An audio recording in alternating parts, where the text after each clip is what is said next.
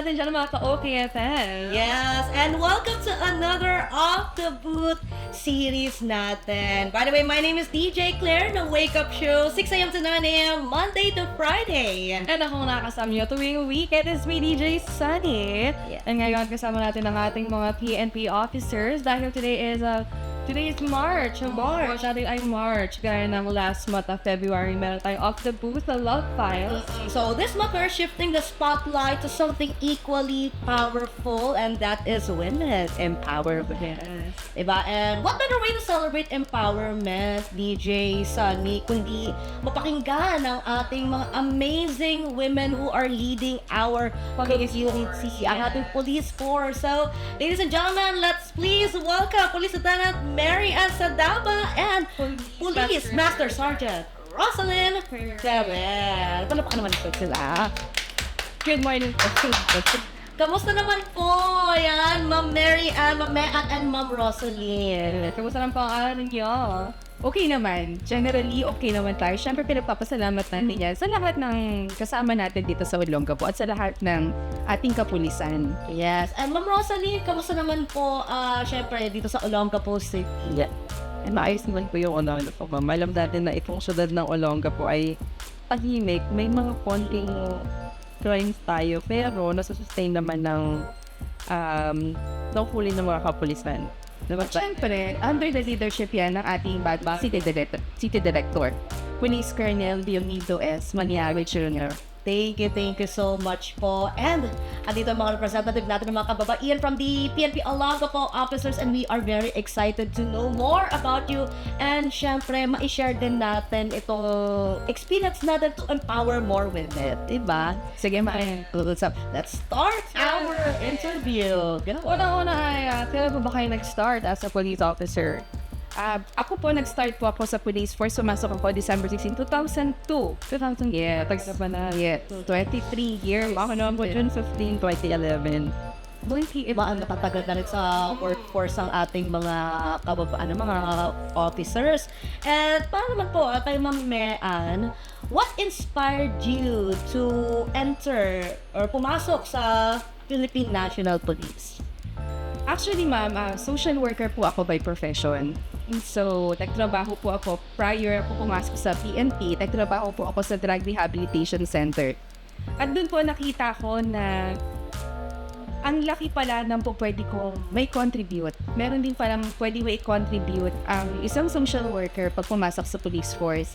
So, syempre, hindi naman po natin, syempre na isang nakapagpa-inspire is yung security of tenure na binibigay ng, di ba, ng ganitong trabaho sa ating mga kapulisan. Mahirap, pero at least may security of tenure. Syempre, at the end of the day, at the end of the tunnel, gusto pa rin naman natin masecure yung retirement natin. So, maganda din po na mapagnilay-nilayan ng mga bagong breed ng mga kabataan na magkaroon ng opportunity na makapasok sa isang profession kung saan medyo mahirap, yes, pero may self-fulfillment naman din na maibibigay pagdating sa end, yung retirement phase. Yes, very rewarding. So, kung ba kayong naramdaman na pressure dahil na ang criminology course or ang mga police ay male-dominated po talaga siya? Wala po ba kayo natakot po ba kayo hindi kayo mag-thrive sa ganitong conditions, sa situation dahil nga puro lalaki ang makakasama ninyo? Actually, na-experience natin yan sa training. Okay. Diba? Sa pagdating talaga sa training, makikita mo talaga na, yes, totoo po yung sinabi niya na male-dominated environment talaga. Pero, doon mo din makikita na talagang iba pag babae. Kasi, syempre, yung compassion, diba? Kailangan talaga natin ng main feature pagdating sa ganitong profession, even sa training. Syempre, kailangan mong mag-enforce ng law, kailangan may toughness. Pero on the other side, kailangan din kasi may compassion eh. Kumbaga, whether we like it or not, we balance. I like that, ma'am, balance tayo sa police force. Hindi lang yung puro, although syempre importante yung toughness, yung authority, yung assertiveness na binibigay ng ating mga kalalakihan sa force, but with the female nurturing and compassion side, doon napapasok pa rin yung humanity ng mga kapulisan. That's so nice. Opo. Kumbaga, di ba, kahit pa paano, makikita po natin na hindi lang din naman, kumbaga, na-inspire din natin yung mismong male counterpart. Diba, kaninang training, meron po ba kayong experience na parang, mas malakas pala ako sa mga lalaki. Parang gano'n na experience sa training nyo. Kaya si Ma'am Rosal. Sa batch po namin ng June, masasabi ko po talaga na totoo yan. Kasi po, ilan po kaming babae, 10% po ng pinapakota namin. Pero wala po nag-quit na babae. Pero sa lalaki po, meron po kaming dalawang umakit na ng stage para mag-quit. Pero yung ginawa po namin nung first day na yun is pareho. Wala po dahil babae ka, ito lang. Hindi po, same po, nag-duck walk, nag-ganyan. Pero kami po mga babae, ako po kasi naghihintay lang ako na tatayo. Pag may tumayong babae, sabi ko, lalabas na ako. First day pa lang po yan kasi po talaga hindi ko naman pinangarap talaga mag-police. Pero, dinala po kasi ako ng Panginoon dito.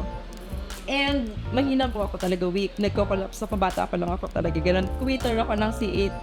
Kaya po nag-TNT ako, sabi ko, nang ginagawa ko dito.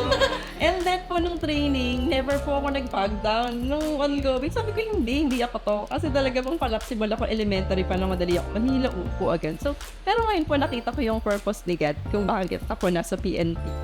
Kasi ba makikilala ko yung partner ko ngayon. And yung tao na yon, ang nagdala sa akin pabalik sa pananampalataya sa Panginoon. So, doon po na-deepen yung faith ko. Nakakatawa yung story ni Ma'am Rosalyn. It's like self-discovery with love story. Yeah. May pag-ibig sa PN. Kaya thank you so much for sharing. Next naman po, na-mention nyo kanina Ma'am Rosalyn yung experience ninyo na grabe yung sa kababaihan na part, walang sumuko pero meron dalawa. Parang ito talaga yung equality pa rin talaga eh. Does it mean na some gender is better than the other? Pero syempre ano pa rin tayo?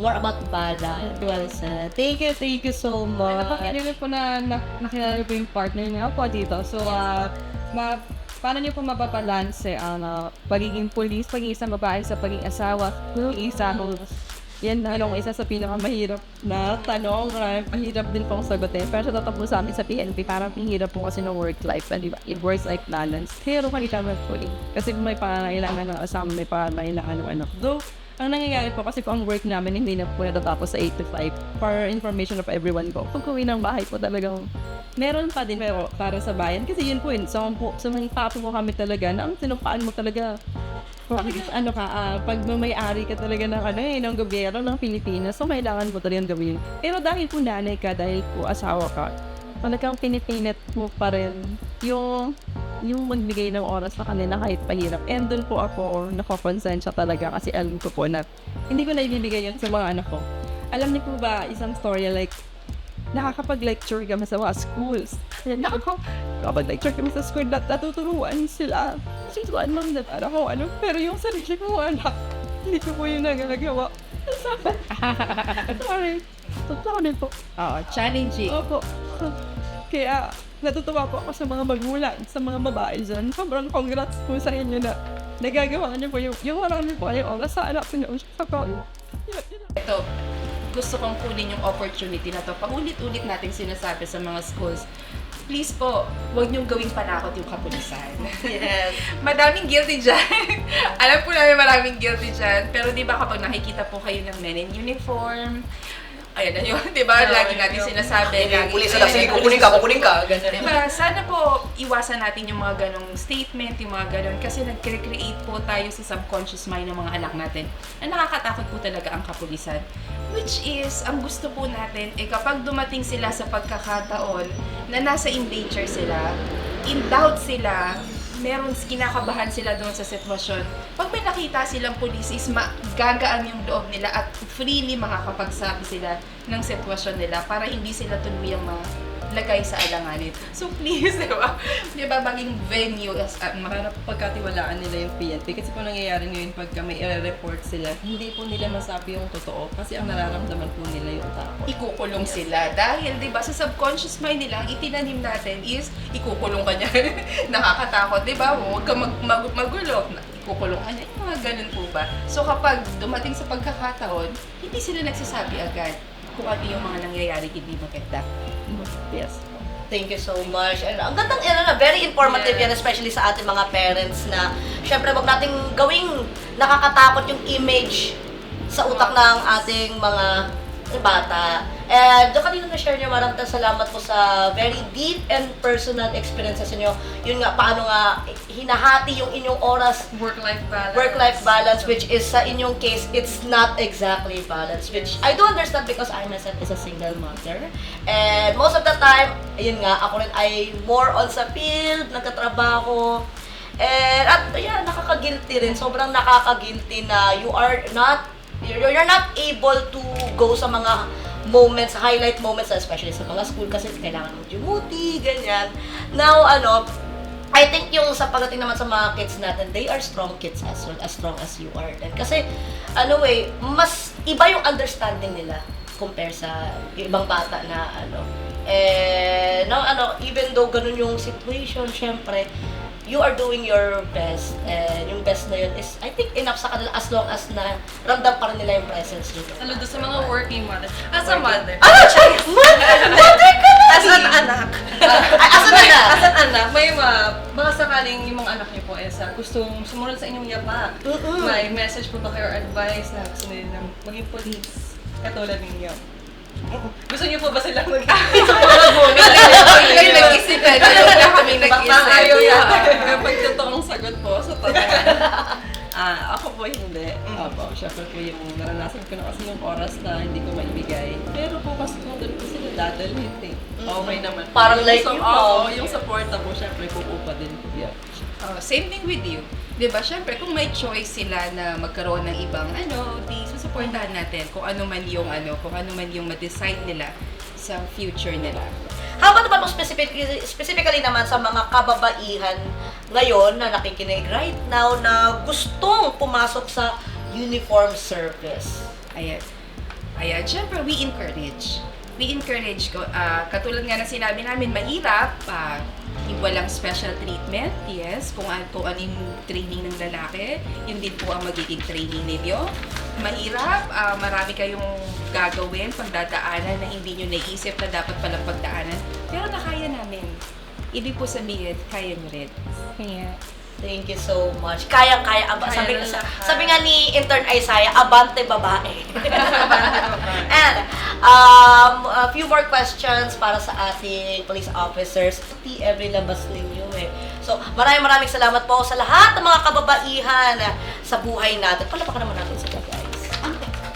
And dahil nga napag-usapan natin kanina mga struggles nyo, para man hindi ma-intimidate ang mga future policewoman, ano ang ginagawa niyo naman after duty para mawala ang stress? Ayan. Stress reliever! Siyempre, buti na tanong niya yan. Siyempre, meron pa rin naman life after work. Meron diba? pa din. Oo, madami tayong life after work. Siyempre, ayaw din naman natin makonsume tayo nung makonsume tayo nung stresses na nire-require na trabaho. Siyempre, meron tayong time para sa mga physical activities natin, ine-ensure natin. Siyempre, gusto din natin ma-sustain yung family bonding. Yes. Pinipilit. Parang si Mama, 83 na si Mama eh. Yeah, kasi celebrate niya ng birthday niya. Kumbaga, yes, happy birthday, Ma.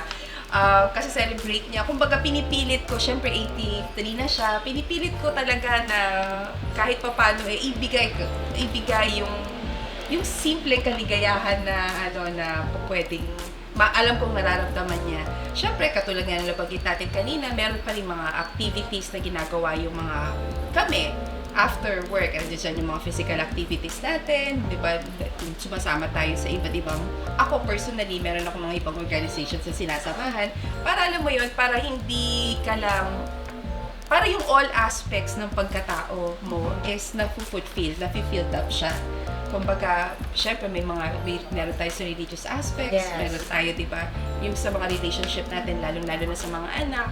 Though, honestly, malalaki na kasi yung anak ko as in, literally, at Adult na sila. Talagang, wala na din talaga. Pero, you still find time na makasama sila, kahit lagi silang busy, di ba? Pag sila ang nag-invite, pag sila ang kailangan talaga, i-grab, kasi alam mo, hindi, saglit na lang siya. Dahil may mga sarili-sarili na silang may mga sarili-sarili na rin silang activities. Ang ganda po niyan kasi you've mentioned na yung at least hindi lang yung isang aspect ng buhay niyo yung pinofocus. So, kailangan lahat to feel fulfilled sa buhay. Even though very challenging nga yung trabaho natin bilang babaeng pulis, so many responsibilities. polis ka na rin. Pulis rin. Pulis. Pulis pang kalawak.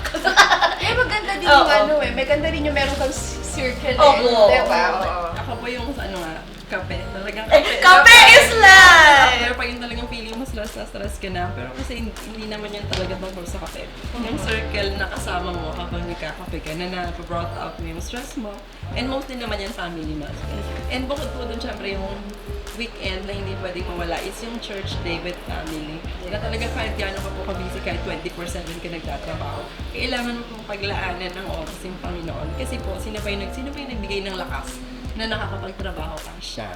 So, kailangan mo ibalik yung pasalamat sa Kanya. Very well said. Thank you so Marami much. tayo natutunan today. Oo. Our police women. Grabe. Ay, Kati, iyak. Teka lang, may tissue. 5 minutes crying session. Ayan, so, bago po tayo magtapos sa ating first episode, guys, first episode pa lang ito. Meron po tayo susunod sa, we're gonna post it later. Live then. Oo, sa mga susunod na araw. But of course, Ma'am Mean, Ma'am Rosalyn, shout out na po natin. Ayan, batiin na natin yung mga gusto nating batiin. Ayan, syempre binabati ko lahat ng kapulisan ng Olongapo City Police Office. Syempre yung mga, syempre pati ang family. Ganun din ang mga lahat ng nanonood sa atin dito, lahat ng mga sumusuporta. And Happy Women's Month sa lahat ng kababaihan. Kung nakaya po namin, kaya nyo. Yes. Yes, pabinabati natin ma'am, syempre ang ating bagong officer in charge ulit, si Police Colonel Leonidas Maniago Jr. Second day niya pa lang po ngayon, pero sobrang busy na siya, umiikot pa siya mga stations para po i-check syempre yung welfare ng ating mga personnel dyan. At syempre po ulit, congratulations and Happy Women's Month po sa lahat. At saludo po kami dyan sa mga full-time ma'am. Minsan po kasi ang tingin po nila sa sarili nila napakababa. Kasi nanay lang sila. Hindi po totoo yan. Sobrang yung pong, alam niyo po yung lugar niyo ngayon, yun po yung kinakaingita talaga namin ng mga working kami. Yun lang po, Happy Women's Month po sa lahat.